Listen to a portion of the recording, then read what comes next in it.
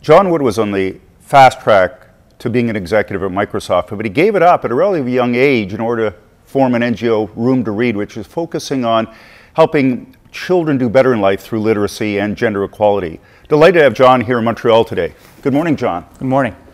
So why did you give up a high-flying career, doing so well at Microsoft, fame and fortune on its way? Why did you give that up in order to start Room to Read?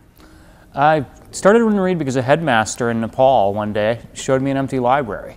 And I was trekking through Nepal as a break from Microsoft.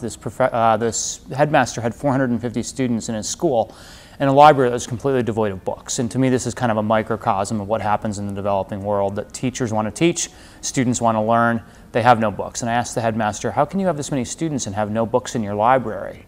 And he said, well, in Nepal, we're too poor to afford education. But until we have education, we're always going to be poor.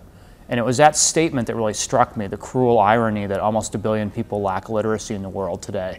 I told that headmaster I'd help him. I'd return a year later with books for his library. And that was really the start of Room to Read. That was really the inspiration. I didn't think I'd quit Microsoft to do this full time, but in that little library there, the seeds were planted for me to think about maybe a career switch that would be pretty radical. But you could have just sent a nice check. You earned enough money. You could have just worked hard, sent a check, and solved the problem. Why didn't you do what most business people do, just send a check?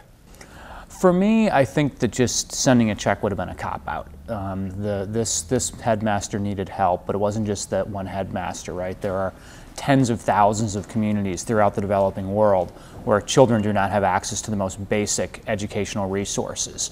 So I didn't really want to do this in a half-baked manner. My thought was, if this little village in Nepal needs books, but there's 10,000 other villages in Nepal and villages in post-Khmer Rouge Cambodia and places in Laos and in South Africa that need books, this became for me a much bigger calling. And it couldn't just be a hobby, it had to be something bigger than a hobby for me. Giving up considerable wealth for frugality, what's that like? Well, it's not easy. When I left Microsoft, I worked for free for 3 years to get Room to Read off the ground. I watched my savings continually go down, down, down, down, down, and wondered at what point do I arrest this. The good news about doing what I do is that I'm more passionate than I've ever been in my life. And as my colleagues when I was at Microsoft would be able to tell you, I was very passionate when I was at Microsoft. I felt very lucky I got to work there throughout the 1990s. A great period to be at Microsoft and a great place to learn, to be a leader. But now what I have today is, passion for mission.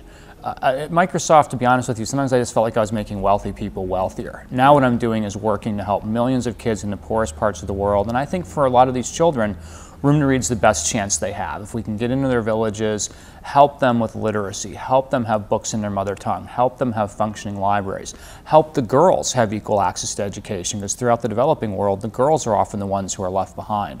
So what I've given up, I think, pales in comparison, because I've found meaning, I've found passion, I feel like I've found my life's work.